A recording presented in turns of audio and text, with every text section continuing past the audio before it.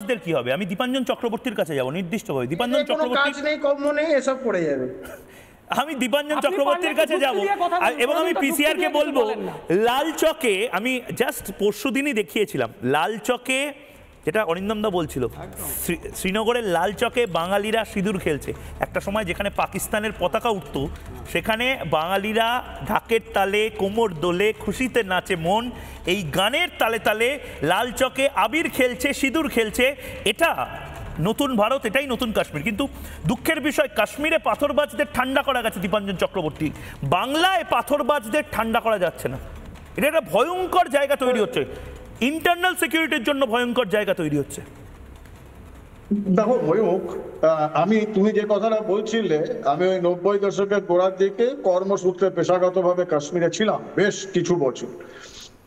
আমি আবার বাংলার বুকে সেই ইয়াসিন মালিক, মকবুল ভাটদের দেখতে পাচ্ছি, বা একটু পার্থক্য, এরা শাড়ি টাড়ি পরে, নীল পাড় সাদা শাড়ি পরে বাংলা ইয়াসিন মালিকদের দেখা যাচ্ছে, যারা পাকিস্তান থেকে বা কাশ্মীর থেকে পাথরবাজদের আমদানি করেছে আমাদের এই বাংলায়।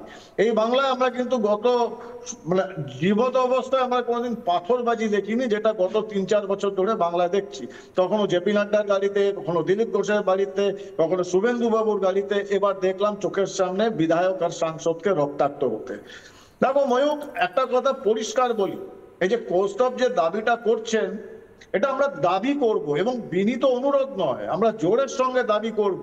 বিজেপি, সিপিএম, কংগ্রেস, তৃণমূল আছে, থাকবে, আসবে, যাবে, চলবে। দেশটা থাকবে, দেশের মানুষটা থাকবে, আমরা কোথায় যাব? আজকে সাংসদ বিধায়ককে এরভাবে রক্তাক্ত করে দেওয়া হচ্ছে।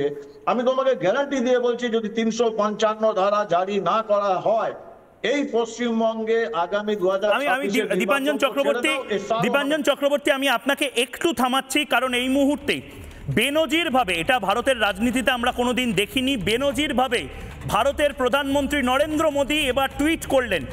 প্রধানমন্ত্রী কোনোদিন বিজেপি কার্যকর্তা হিসেবে এরকম ধরনের টুইট করেননি, বা এরকম প্রতিবাদ, চোয়াল শক্ত প্রতিবাদ প্রধানমন্ত্রী নরেন্দ্র মোদীর আমরা দেখেছি।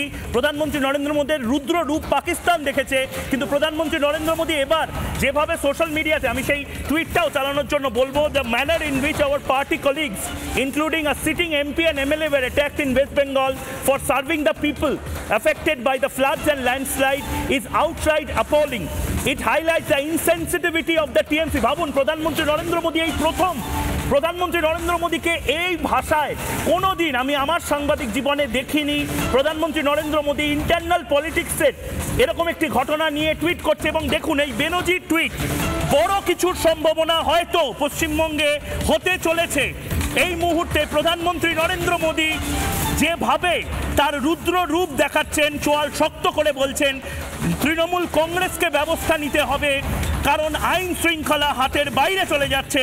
এরকম চ্যালেঞ্জিং সিচুয়েশনে বিজেপি কার্যকর্তাদের নিজেদের কাজ করার কথা প্রধানমন্ত্রী নরেন্দ্র মোদী বলছেন। আবারও বলছি, the manner in which our party colleagues including a sitting MP and MLA were attacked, প্রধানমন্ত্রী নরেন্দ্র মোদী বলছেন, in West Bengal affected by floods and landslide is outright appalling.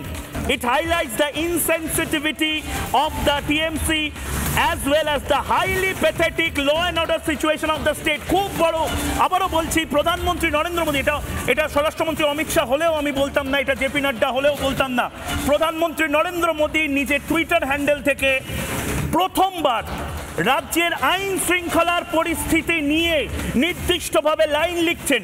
প্রথমবার তৃণমূল কংগ্রেস এই শব্দটা ব্যবহার করছেন, আরও বেশি ফোকাস থাকার কথা বলছেন, ভায়োলেন্সকে গুরুত্ব না দেওয়ার কথা বলছেন।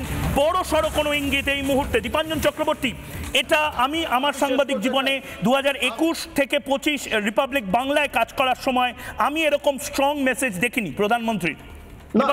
দেখো ময়ূক, আমি একটা কথা বলি, সময় কম, তাড়াতাড়ি বলতে হবে। এটা একটা কিন্তু সাংঘাতিক বিপদের ঘটনার আমরা আভাস পাচ্ছি। সরাসরি বলছি, ইন্টেলিজেন্সের কাছে খবর রয়েছে, এই SIR এবং নির্বাচনের আগে এই মুখ্যমন্ত্রী, এই তৃণমূল কংগ্রেস পশ্চিমবাংলায় আগুন জ্বালাতে চাইছে। তাতে পরিষ্কার মদত রয়েছে আনসারুল্লাহ বাংলা এবং বাংলাদেশের জঙ্গি সংগঠন ISI, এবং তার জন্য উনি জানেন খুব ভালো করে বিপদে পড়েছেন, 2026 আর ফিরবেন না।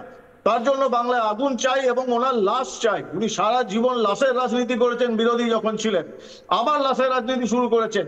উনি বাঙালি অস্মিতা নিয়ে খেলতে গেছেন, আগুন জ্বালাতে গিয়েছেন, লাভ হয়নি, লোকে প্রত্যাখ্যান করেছে।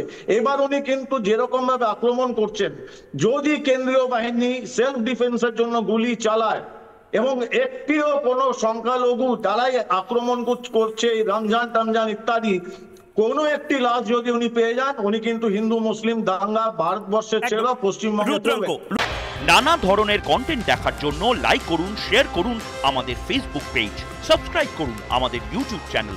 পাশাপাশি অন্যান্য ব্রেকিং নিউজের জন্য অবশ্যই চোখ রাখুন রিপাবলিক বাংলায়।